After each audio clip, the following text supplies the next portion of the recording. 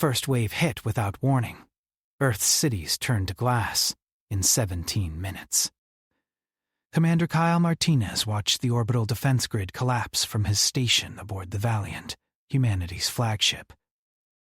3 billion souls gone before anyone could even process what was happening. The Krell had come from beyond the galactic rim, their vessels darker than the void itself. They didn't demand surrender. They didn't communicate. They just erased Earth's surface with weapons that bent reality itself. Kyle's hands trembled as he transmitted the final evacuation order. 40 million survivors scattered across the colonies received the same message. Humanity's homeworld was dead. The grief lasted exactly 1 week. Then came the rage. Admiral Patricia Brooks stood before the assembled colonial governors in the Mars Command Center. Her face was carved from stone, her voice sharp as a laser cutter. "We're building a fleet. Every ship, every resource, every person who can hold a wrench or fire a weapon." "Against what?" Governor Chen of Titan asked. "We don't even know where they went." "We'll find them," Patricia said. "And when we do, there won't be enough of them left to remember they ever existed." The construction began immediately. Shipyards across 200 colonies worked without rest. Automated factories on asteroid belts churned out hull plating faster than human oversight could track. The Martian foundries ran so hot that the polar ice began to melt. Kyle watched the fleet grow from his new post on the construction command vessel Hammer. Every day, thousands of new warships took shape. Dreadnoughts the size of cities. Carrier groups that could blot out stars. Missile platforms loaded with weapons humanity had only theorized about in their darkest moments. The scientists worked with the same fury as the soldiers. Dr. Lisa Chang cracked the Krell energy signature in 3 months, something that should have taken years. Engineer Robert Kim designed a drive system that could cross the galaxy in weeks instead of decades. Every breakthrough came faster than the last, pushed by pure human determination and anger. 9 months after Earth died, the fleet assembled in the void beyond Neptune's orbit. 900,000 warships, each one carrying the fury of a species that had lost everything. Kyle stood on the Valiant's bridge as Admiral Brooks gave the final speech. "They took our home. They took our families. They thought we would break." She paused, her eyes scanning the sea of vessels stretching into infinity. "They were wrong. Today, we show them what humanity does when you push us to the edge. Today, we show them that we don't just survive. We conquer." The fleet moved as one, jumping into the dark between stars. Their destination was locked, the Krell border, 3,000 light-years away. None of them knew that crossing that border would change everything they thought they understood about the universe. The journey took 3 weeks. Kyle spent most of it reviewing tactical simulations, each one ending with humanity's victory. The fleet's artificial intelligence systems predicted a 78% success rate. Those seemed like good odds when you had nothing left to lose. Lieutenant Amy Chen managed the communications array, coordinating the movements of 900,000 vessels across the vast emptiness. It was the largest military operation in human history, and somehow they'd pulled it off without a single collision or malfunction. "We're approaching the coordinates," Amy announced. "Krell border in 10 minutes. Kyle felt his pulse quicken. Every screen on the bridge showed the same thing. Endless black space. No stars. No planets. Nothing but an absence of light that seemed to swallow their sensors. "Weapons hot," Admiral Brooks ordered from her command throne. "All ships to battle stations." The fleet slowed as they reached the boundary. Navigational data showed they'd arrived at the exact location where the Krell ships had originated.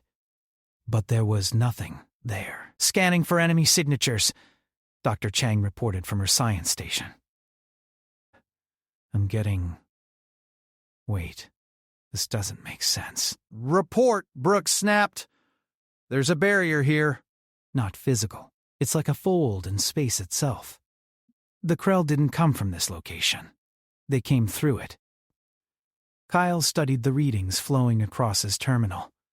The barrier stretched in all directions, forming a perfect sphere around a region of space the size of a solar system. Energy readings pulsed from it in patterns that hurt to look at. "Can we break through?" Brooks asked. "Maybe," Chang said. "But I don't know what's on the other side. Only one way to find out." Brooks stood. "All ships prepare to breach. Full weapons spread. Defensive formations. Whatever's in there killed Earth. Let's return the favor." The fleet's main cannons charged simultaneously. 900,000 ships, each one loaded with enough firepower to crack a planet. The combined energy signature lit up every sensor for 1,000 light-years. "Fire," Brooks commanded. The barrier shattered like glass. What poured through made Kyle's blood turn to ice. Ships. Billions of them, but not Krell ships. These vessels were ancient, their hulls covered in symbols that predated human civilization. They weren't attacking. They were fleeing. "Incoming transmission," Amy said, her voice shaking. "Multiple languages. They're translating now." The view screen flickered to life. A creature that looked vaguely reptilian stared back at them, its eyes wide with something Kyle recognized immediately. "Terror, please," it said in broken English. "You must close the barrier. We cannot hold them much longer." "Hold? Who?" Brooks demanded. "What are you talking about? The Devourers. The ones you call Krell." "They are not invaders. They are prisoners we released by accident when our containment failed. Your world was never their target. It was in their path as they fled from us." Kyle's mind reeled. "You're saying the Krell weren't trying to destroy Earth?" "They were running. We had been fighting them for 10,000 years, trying to force them back into their prison. Your world was collateral damage." The reptilian creature looked past them, its expression turning desperate. "They're coming. The real threat. The Krell were the warning. What follows them will consume your entire galaxy if you do not help us seal this barrier now." Brooks's face had gone pale. "How many?" "Countless. We call them the Swarm. They eat stars. They drink gravity. They are why we built this barrier in the first place, to protect the younger species, like yours, from what lurks in the deep dark." Kyle pulled up long-range sensors. What he saw made his stomach drop. Beyond the fleeing ships, beyond the desperate aliens trying to hold the line, something massive was moving. It wasn't a fleet. It was a living wall of darkness that stretched across the entire visible spectrum. "Sir," Amy whispered. "It's the size of a galaxy arm." The reptilian alien spoke again, its voice urgent. "You have a choice, humans. Help us reseal this barrier and trap the Swarm forever, or watch as they consume everything you've ever known. But know this, if we seal it with your fleet inside, you will be trapped here with us. Fighting forever, there is no return." Brooks turned to Kyle. "Get me a count. How many ships can evacuate before we have to seal it? At current speeds, maybe 10,000. The rest would be stuck. That's 890,000 warships and their crews. 2 million people." Kyle watched the darkness approaching on the sensors. It moved slowly, but it moved with purpose, with hunger. "Admiral," Dr. Russell, Chang interrupted. "I'm analyzing the Swarm's composition. If even a fragment of it escapes into our galaxy, everything dies. Not just humanity. Everything. Every star. Every planet." Brooks stood silent for 10 seconds that felt like hours. Then she activated the fleet-wide channel. "This is Admiral Brooks to all vessels. We came here for revenge. We came here to end the Krell.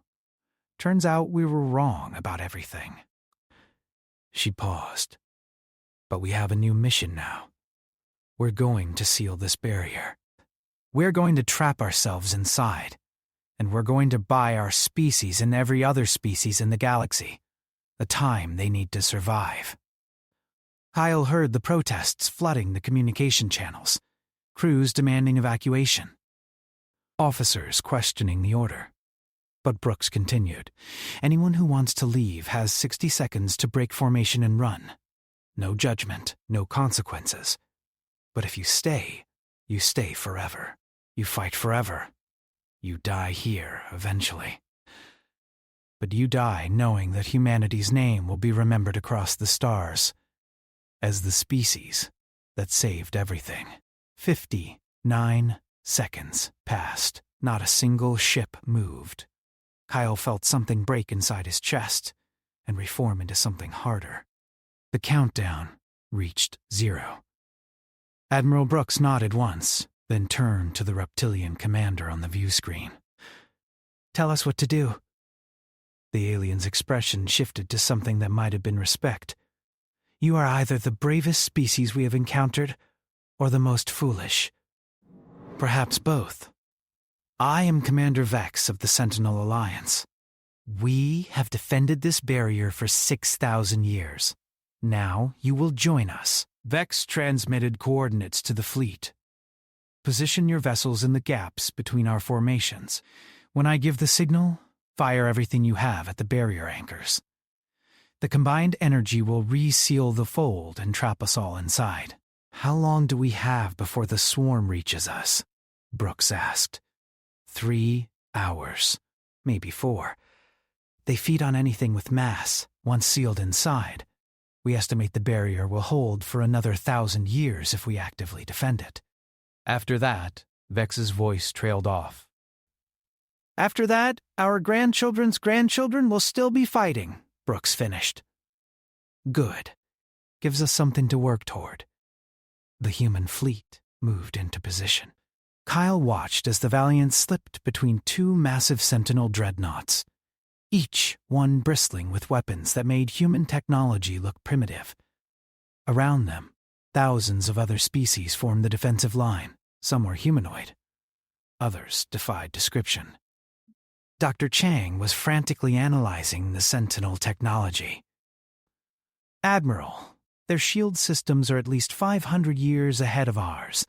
If they're willing to share data, we could upgrade our entire fleet in a matter of weeks." "Make it happen," Brooks ordered. "We're all on the same side now." The next 3 hours became a blur of activity. Human engineers worked alongside alien technicians, sharing knowledge at a pace that should have been impossible. Language barriers meant nothing when you were staring down extinction together. Kyle found himself coordinating with a Sentinel tactical officer named Rix, a being that looked like living crystal. Together, they mapped the swarm's approach vectors, identifying weak points in the defensive formation. "Your species adapts quickly," Rix observed, its voice chiming like broken glass. "Most races take decades to integrate into the Sentinel Alliance." "You have done it in hours." "We don't have decades," Kyle replied, updating the formation grid. "We barely have minutes. Then you truly understand our situation." "Good. Fear makes soldiers hesitate.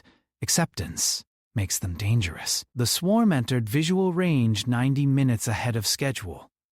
Kyle's first thought was that it looked like oil spreading across water, except the oil was made of teeth and hunger and things that shouldn't exist in normal space.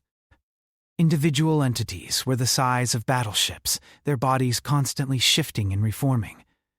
They moved in perfect synchronization, billions of them acting as a single organism. The darkness Kyle had seen on sensors was actually their massed forms blocking out the light of dying stars they'd already consumed. "All ships," Vex's voice cut across every channel. "Prepare to seal the barrier. On my mark." Kyle gripped his console. Around him, the bridge crew sat in absolute silence. Amy had tears streaming down her face, but her hands were steady on the controls. Dr. Chang whispered something that might have been a prayer. "Mark, The combined firepower of 900,000 human warships and billions of Sentinel vessels hit the barrier anchors simultaneously. The energy release was visible across 3 star systems. Space itself screamed as the fold began to close. The swarm sensed what was happening. They surged forward, accelerating faster than should have been physically possible. The first wave crashed into the Sentinel rear guard. Kyle watched in horror as ships the size of moons were torn apart and consumed in seconds. "They're not going to make it," Amy gasped. The barrier's closing too slowly. Vex appeared on every screen simultaneously. "All Sentinel vessels in Sectors 7 through 12. You know what must be done." Kyle saw it before it happened. Thousands of Sentinel ships broke formation and charged directly at the swarm, their reactors overloading. The resulting explosions created a wall of fire that bought precious seconds. The barrier was 90% closed, 95%. The swarm reached the threshold. "Human vessels," Vex commanded. "Emergency thrust." Now, Brooks didn't hesitate. "All ships full burn! Push them back!" 900,000 human warships fired their main engines simultaneously, creating a shockwave of energy that slammed into the encroaching swarm entities. It wasn't enough to destroy them, but it was enough to push them back those final few meters. The barrier sealed with a sound like reality breaking. Silence fell across the fleet. Kyle checked his sensors. They were trapped inside a sphere of space roughly the size of the solar system. Outside the barrier, the swarm pressed against the seal, searching for weaknesses. Inside, 2 million humans and billions of Sentinel Alliance members floated in the dark. "Damage report," Brooks said quietly. The numbers came in slowly. Humanity had lost 6,000 ships in the final push. The Sentinel Alliance had sacrificed 50,000 to buy time for the seal. Compared to what could have been lost, it was nothing. Compared to what they'd given up, it was everything. "We did it," Amy whispered. No, Vex corrected, appearing on the view screen. The alien commander looked exhausted. "The real fight begins now. The swarm will test the barrier constantly. We must be ready to reinforce it. Every time. This is not a battle. This is a siege that will last centuries." Brooks stood straighter. "Then, we'd better get comfortable. Kyle, start organizing rotating shift schedules. Chang, I want full tech integration with the Sentinel Alliance within 48 hours. Amy, establish communication protocols with all allied species." "Yes, sir," they responded in unison. Kyle looked at the view screen showing the swarm pressing against the barrier like a living nightmare. Then he looked at the human fleet holding the line alongside their new allies. Earth was gone. Their old lives were gone. But humanity had found something new to fight for. Not revenge, not victory. Simple, stubborn survival against impossible odds. It was the most human thing imaginable. 2 months passed inside the barrier. The human fleet had transformed from an armada of vengeance into something else entirely. A civilization in motion. A people without a home, learning to make the void itself their residence. Kyle walked through the converted cargo bay of the Valiant, now serving as a school. 30 children sat in makeshift classrooms, learning mathematics from Dr. Chang and alien languages from Sentinel tutors. They were the youngest members of the trapped fleet, children of crew members who'd brought their families along for what was supposed to be a one-way revenge mission. Now those children were learning to live in a war that would outlast them all. "Commander Martinez!" a young girl named Sophie called out. She couldn't have been more than 8. "Is it true we'll never see a real planet again?" Kyle knelt beside her desk. Lying would have been easier. Probably not, Sophie. But we're building something new here. Something important. My mom says we're heroes. Your mom's right. The girl smiled and returned to her work. Kyle felt the weight of that smile long after he left the cargo bay. These kids would grow up inside the barrier. They'd have children of their own, maybe grandchildren. All of them born into eternal war. The thought should have been depressing. Instead, Kyle found it strangely hopeful. He made his way to the strategy room where Admiral Brooks was meeting with Vex and several other Sentinel commanders. The holographic display showed the barrier's current status. Red zones indicated areas where the swarm was applying pressure. Yellow zones showed reinforced sections. There were no green zones. The situation is deteriorating faster than predicted, Vex was saying. The swarm learns from each assault. They're focusing their attacks on the same points repeatedly, wearing down the barrier's integrity. How long before it fails? Brooks asked. At current rate? 300 years. But if they continue to adapt, perhaps only 50. A Sentinel officer that resembled a floating collection of geometric shapes spoke up. Its voice came through translators as pure mathematical concepts that Kyle's implant converted to words. There may be another option. The barrier was designed with internal power sources, massive reactors built into the fabric of space itself. If we could locate and reactivate them, the barrier's strength would increase tenfold. Why haven't you done this already? Kyle asked. The geometric being pulsed with colors that the translator interpreted as embarrassment. We lost the locations during the last swarm breakthrough 6,000 years ago. The reactors are somewhere within this enclosed space, but searching would require diverting resources from barrier defense. Brooks leaned forward. How many reactors? 12, each one the size of a small moon. They were placed in specific geometric patterns to maximize barrier efficiency.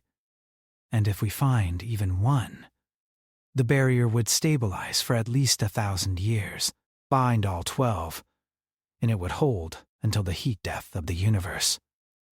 Kyle saw Brooks's expression change. It was the look she got when she saw a tactical opportunity. We have 900,000 ships sitting idle between patrols. Give us the search parameters. We'll find your reactors. The search began immediately. Human vessels spread throughout the enclosed space, their sensors scanning for the unique energy signatures the reactors would emit. It was like looking for 12 specific grains of sand in a desert, except the desert was the size of a solar system and actively trying to kill you. Kyle led a search group of 50 ships into the northern sectors. They jumped from coordinate to coordinate, scanning debris fields and ancient battlegrounds where previous Sentinel generations had fought the swarm. The evidence of past wars was everywhere. Shattered hulls that predated human civilization floated in the void, their crews long dead, but their sacrifice remembered. "Contact!" Lieutenant Amy reported from her station aboard the Valiant. "I'm picking up a massive energy signature bearing 327 Mark IV. It matches the reactor profile. Kyle felt his pulse quicken. All ships converge on those coordinates.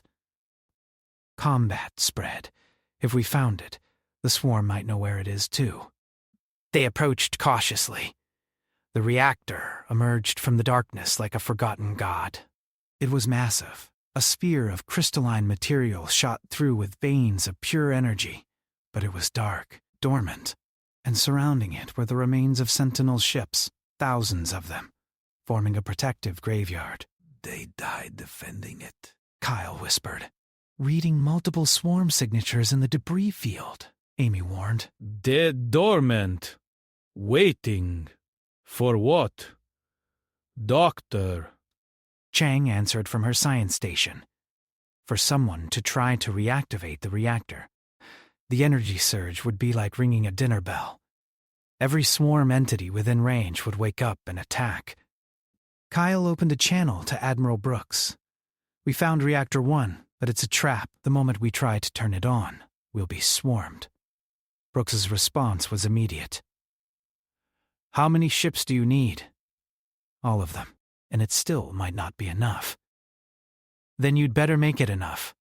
Every human vessel not on barrier patrol is being redirected to your position. Sentinel Alliance is sending support as well. We're putting everything we have on this, Kyle. Don't waste it. The fleet assembled over the next 6 hours. Hundreds of thousands of warships formed defensive spheres around the reactor. Human ships mixed with Sentinel vessels in formations that had been practiced but never tested at this scale. Vex's crystalline form appeared on Kyle's view screen. Commander Martinez, you should know that no one has successfully reactivated a reactor in over 4,000 years. Those who tried were destroyed. Then we'll be the first to succeed, Kyle replied. Dr. Cheng, how long to bring the reactor online? Minimum 30 minutes. We need to restore the power grid, reinitialize the control systems, and pray the whole thing doesn't explode when we flip the switch. You have 20 minutes. After that, we won't have a defensive line left. Cheng nodded and assembled her team. Engineers from a dozen species worked together, bypassing alien technology that made human science look like cave paintings. Kyle watched the timer count down while monitoring the swarm signatures in the debris field. At minute 18, the reactor hummed to life. At minute 19, the swarm woke up. They came from everywhere at once. Entities that had been playing dead for centuries surged from the debris, their forms shifting and coiling as they rushed toward the energy source. More poured through weak points in the barrier, sacrificing themselves to create openings for the others. All ships weapons free, Kyle commanded. Light 'em up! The void exploded with fire. Missiles streaked through the darkness in streams of light. Energy beams carved through swarm entities, splitting them apart only to watch them reform moments later. The human fleet fought with the desperation of people who knew retreat meant extinction. Kyle coordinated the defense from the Valiant's bridge, routing power and ammunition to wherever the line was weakest. A swarm entity, the size of a destroyer, broke through the outer perimeter and made directly for the reactor. 3 human frigates intercepted it, ramming the creature with their hulls and detonating their cores simultaneously.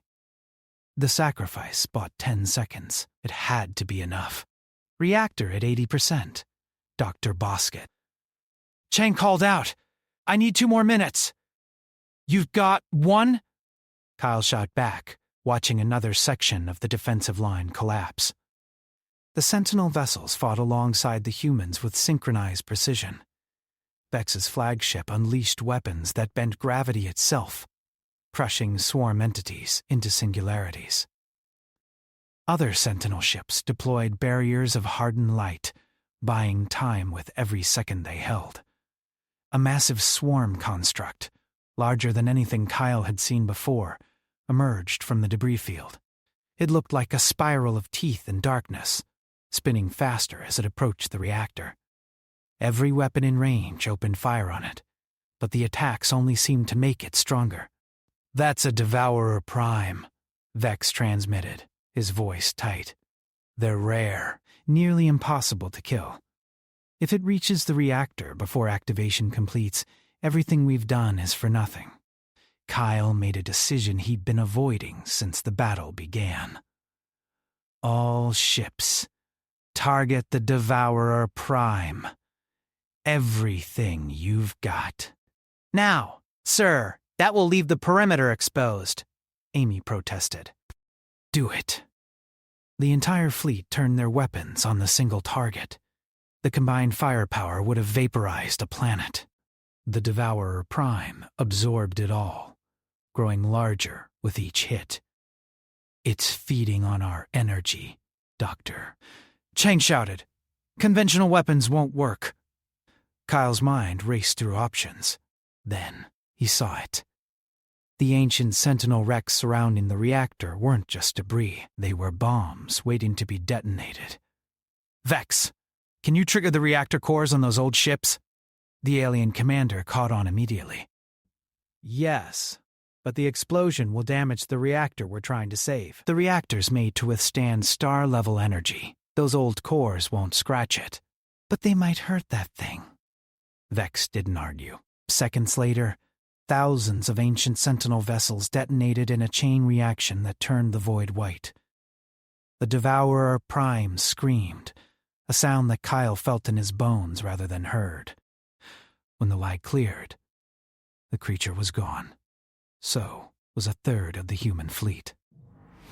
"Reactor at 100%, Dr. Chang announced, her voice breaking. "Activation complete." The crystalline sphere blazed to life, sending pulses of energy through the barrier. Kyle watched on sensors as the entire defensive perimeter strengthened, the weak points sealing themselves. The swarm entities still inside the barrier thrashed and retreated, unable to withstand the increased power levels. Silence fell across the fleet. They'd done it. They'd actually done it. "Casualty report." Admiral Brooks's voice was quiet. The numbers came in. 300,000 human ships destroyed. Over 1 million crew members dead. The Sentinel Alliance had lost even more, sacrificing their oldest vessels to trigger the explosion that saved them all. Kyle looked at the list of destroyed ships scrolling across his screen. Each name represented hundreds of people. People he'd known, people he'd trained with, people who'd chosen to stay when they could have run. "We found one reactor," Brooks said into the silence. 11 more to go. Every single one will cost us just as much. Maybe more, the swarm learns. Next time will be harder. She paused, and Kyle could see her on the main view screen, standing on her bridge with her crew around her. "But we're going to find every last reactor." "We're going to make this barrier unbreakable. And we're going to hold this line until the stars burn out, if that's what it takes." Kyle thought about Sophie and the other children in the makeshift school. They grow up in this endless war. But they grow up knowing their parents had stood between the galaxy and annihilation. That had to count for something. "All ships," Brooks continued. "Return to base positions. Repair what can be repaired. Mourn who must be mourned. Then we start searching for Reactor 2. This war doesn't end, but neither do we."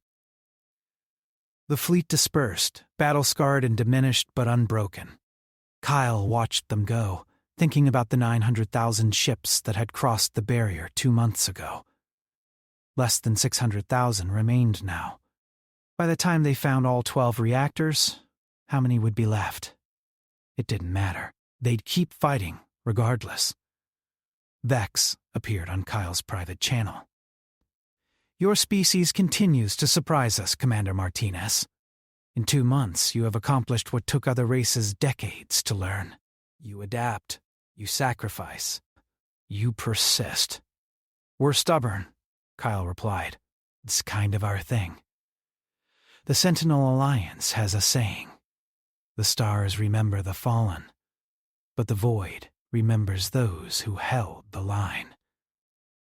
Your people will be remembered, Commander. Long after we're all dust, the galaxy you saved will tell stories of the day humanity chose to stand.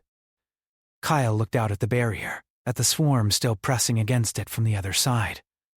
Then he looked at the human ships regrouping, ready to search for the next reactor despite everything they'd lost. "We didn't come here to be remembered," he said. "We came here for revenge." Funny how things work out. Is it truly funny? No, Kyle admitted, but it's better than the alternative. We lost Earth. We lost our home, but we found a purpose. Sometimes that's enough. The channel closed. Kyle sat in his command chair, surrounded by his crew, and began planning the search for Reactor 2.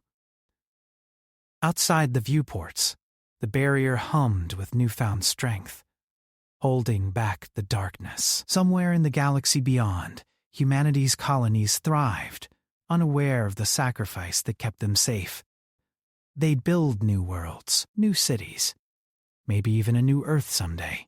And here, in the dark between stars, 900,000 warships had become something more than weapons. They'd become a wall, a shield, a promise written in hull metal and human blood. The swarm would never pass. Not today, not tomorrow, not ever. Because humanity had learned the most important lesson in the universe. Sometimes winning doesn't mean going home. Sometimes it means making sure everyone else can.